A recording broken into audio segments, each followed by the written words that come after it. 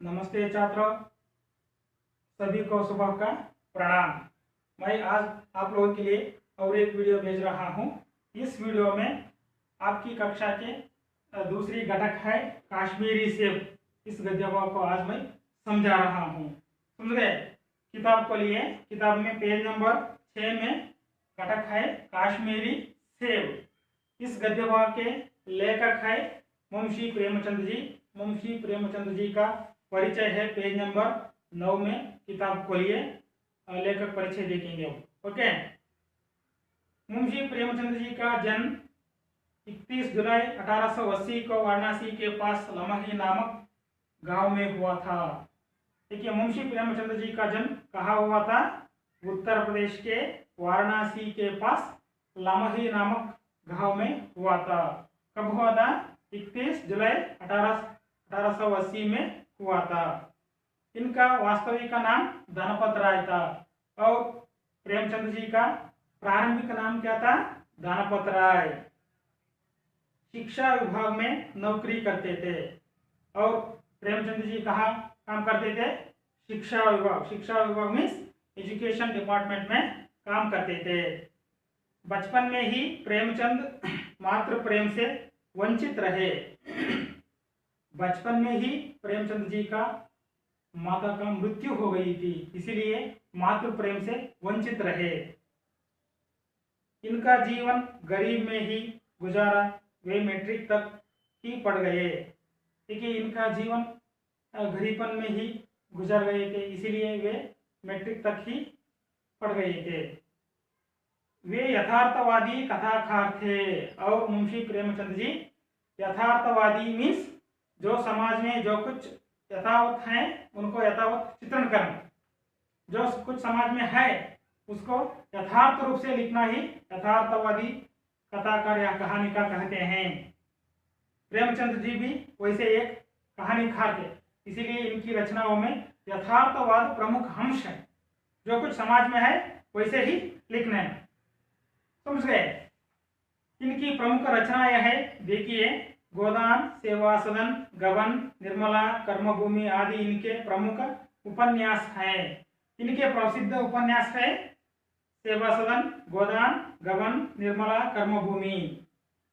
और इनके कुछ कहानियां भी है, देखिए, बड़े घर की बेटी, नमक खा धरोगा, पंच परमेश्वर, पूस की रात आदि इनकी प्रसिद्ध कहानियां हैं।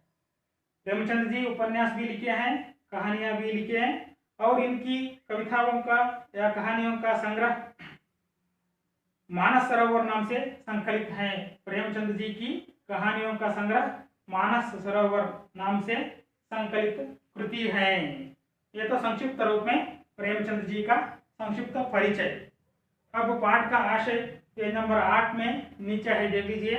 पाठ का आशय, लेखक अपना अनुभव कर बताते हुए पाठकों को सचेत करते हैं कि अगर खरीदारी करते समय सावधानी नहीं बरते तो धोखा खाने की संभावना होती है। देखिए, लेखक कश्मीरी सेब इस गद्य भाग में अपना अनुभव ही लिख रहे हैं। समझ गए? अपना अनुभव मीन्स अपना जीवन में घटित एक घटना को लिखे। इस पर पाठकों को मीन्स जो कुछ आदमी इस कहानियां या कथा को पढ़ते हैं उन लोगों को समझा रहे हैं लेखक जी ने अपने अनुभवों से पाठकों को समझा रहे हैं कि धोखेबाजी कैसे करते हैं। कश्मीरी सेब के रूप में प्रेमचंद जी को कैसे धोखेबाजी हुआ उसके बारे में समझा रहे हैं। समझ गए? और हम लोग जो कुछ खरीदने के लिए बाजार जाते हैं तो सावधानी से रहना है और जागरूक रहना है। इसके बारे में ही प्रेमचंद जी समझा रहे हैं हमें। समझ गए? हम बाजार जाते वक्त जागरूक होना चाहिए और सावधानी से ही हम वस्तुओं को खरीदना चाहिए। इसके बारे में ही इस प्रस्तुत गद्य भाग में समझा रहे हैं लेखक प्रेमचंद जी। समझ गए? और पेज नंबर 6 को लिए, वहां पर भी कुछ पाठ का आशय ही देख लीजिए। इस कहानी में बाजार में लोगों के साथ होने वाली धोखेबाजी पर प्रकाश डाला गया है और खरीदारी करते समय सावधानी बरतने की आवश्यकता पर जोर दिया गया है। ठीक है, इस कहानी पर बाजार में लोगों के साथ होने वाली धोखेबाजी के बारे में बता रहे हैं। व्यापारियों ने खरीदारों को कैसे धोखेबाजी करते हैं इसके बारे में समझा रहे हैं और हम लोग खरीदते वक्त कैसे सावधानी से रहना है और जागरूक रहना है उसके बारे में ही समझा रहे हैं लेखक मुंशी प्रेमचंद जी। समझ गए? गद्य भाग को देखिए, मैं पढ़ते पढ़ते ही समझाऊंगा। समझ गए? देख रहे हैं सभी किताब? कल शाम को चौक में 2-4 जरूरी चीजें खरीदने गया था। देखिए, एक घटना है। प्रेमचंद जी एक दिन शाम को चौक में से एक सर्कल, बाजार का एक सर्कल करते हैं। समझ गए? कल शाम को चौक में 2-4 जरूरी चीजें खरीदने गया था। 2-4 आवश्यकता की पड़ने पर जो कुछ खरीदने के लिए कहाँ गए थे प्रेमचंद जी? बाजार गए थे, चौक में बाजार गए थे। पंजाबी मेवा फरोशों की दुकानें रास्ते ही में पड़ती है और पंजाबी मेवा फरोशों की दुकानें रास्ते ही में पड़ती हैं। पंजाबी मेवा फरोशी मीन्स व्यापारियों के दुकान, पंजाब के व्यापारियों के दुकान रास्ते में ही पड़ गए थे। एक दुकान पर बहुत अच्छे रंगदार गुलाबी सेब सजे हुए नजर आए। देखिए, रास्ते में एक दुकान था, वहां पर अच्छे रंगदार गुलाबी सेब सजे हुए थे। अच्छे रंगदार मीन्स कलरफुल, गुलाबी रंग के सेब को सजा गया था उस दुकान पर। आप भी देखे हैं ना शायद, आप लोग को बाजार जाते हैं तो वहां देख सकते हैं व्यापारियों ने खरीदारों को अपनी ओर खींचने के लिए फलों को कैसे सजाते हैं दुकानों में, देखे हैं, अट्रैक्शन करने के लिए। वैसे भी प्रेमचंद जी जो गए थे बाजार में, उस बाजार में एक दुकान के व्यापारी ने गुलाबी रंग के सेबों को सजाया था। समझ गए? जी लालच उठा, प्रेमचंद जी के मन में आशा आ गई, फल पाने की लालच आ गई। समझ गए? आजकल शिक्षित समाज में विटामिन और प्रोटीन के शब्दों के बारे में विचार करने की प्रवृत्ति हो गई है। देखिए, आजकल शिक्षित समाज, जो एजुकेटेड पीपल होते हैं, उनके मन में विचार आते हैं हम प्रोटीन और विटामिन युक्त आहार सेवन करना चाहिए, उसके बारे में ही वे लोग सोचते हैं। प्रवृत्ति मीन्स अभ्यास। क्या है? देखिए, प्रवृत्ति का मतलब है अभ्यास हो गए हैं। इसीलिए एजुकेटेड पीपल क्या सोचते हैं? प्रोटीन और विटामिन के चीजों को खाने की बारे में सोचते हैं। टमाटर को पहले कोई भी ना पूछता था। देखिए, टमाटर को पहले कोई भी ना पूछता था, अब टमाटर भोजन का आवश्यक अंग बन गया है। अब देखिए, सब लोग टमाटर खाते हैं। पहले तो टमाटर को कौन भी नहीं पूछते थे, आजकल टमाटर को सभी लोग खाने की आवश्यक बना रहे हैं। समझ गए? गाजर भी पहले गरीबों के पेट भरने की चीज थी। देखिए, गाजर को भी पहले कौन खाते थे? सिर्फ गरीब लोग खाते थे। अमीर लोग क्या करते थे? अमीर लोग तो उसका हलवा ही खाते थे, सिर्फ हलवा खाने के लिए ही गाजर को उपयोग करते थे।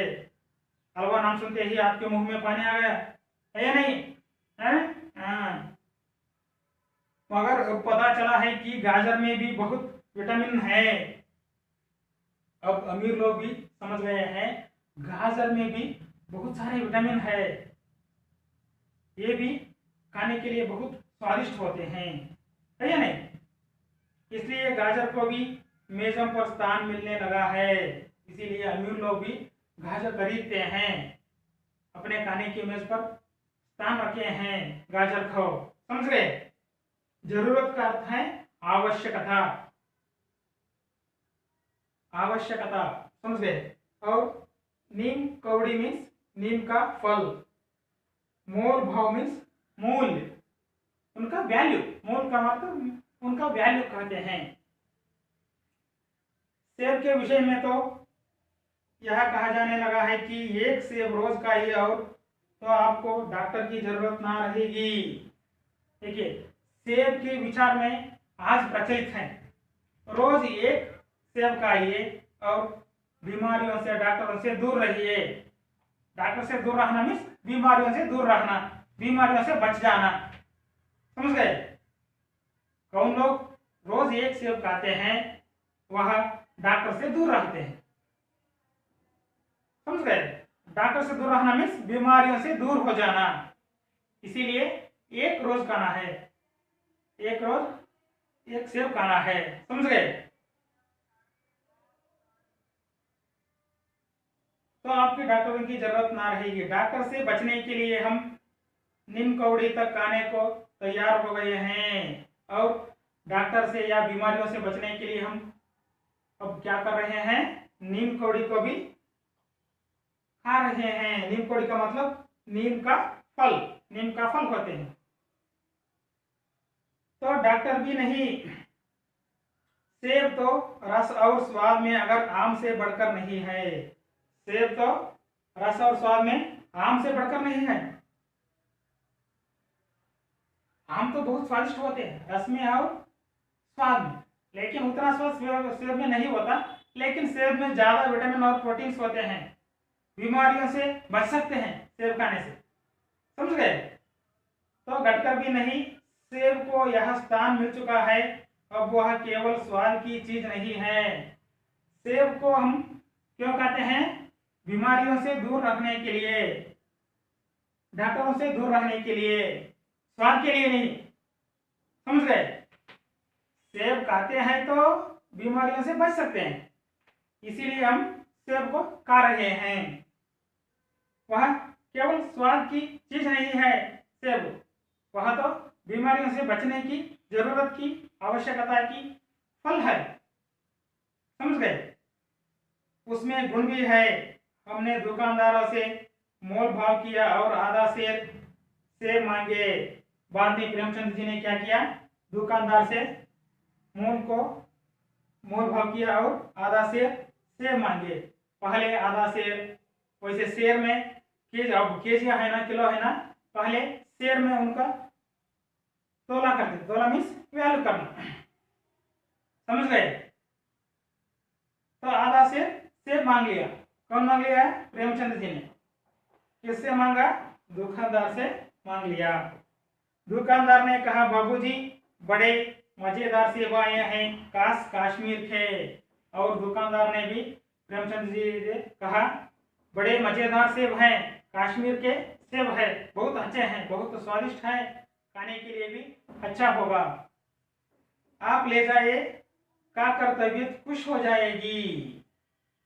आप तो कश्मीर सेब को ले जाए और खाकर आपका तबीयत भी खुश हो जाए, समझ गए। बहुत अच्छे सेब है, कश्मीर के सेब है, इसे ले जाइए, आपका स्वास्थ्य भी खुश हो जाता है, आपका तबीयत भी अच्छा हो जाता है, समझ गए। मैंने रुमाल निकालकर उसे देते हुए कहा, चुन चुन कर रखना। और प्रेमचंद जी ने अपने पास रखे हुए एक बैग, रुमाल मीन्स एक बैग को निकालकर देते हुए कहा, चुन चुन कर रखना। चुनना मीन्स सेलेक्ट करना, सेलेक्ट करके देना है। बहुत बहुत अच्छे अच्छे सेबों को इस रुमाल पर रख दो। वैसे कहते ही प्रेमचंद जी ने दुकानदारी को रुमाल दे दिया, समझ गए। अब तक समझ गए हैं, ओके। अगले पार्ट को मैं अगले वीडियो में समझाकर आप लोगों को भेज दूंगा। इस वीडियो में आपके मन में कोई प्रश्न है, कोई शंका है तो पूछ लीजिए। थैंक यू, धन्यवाद।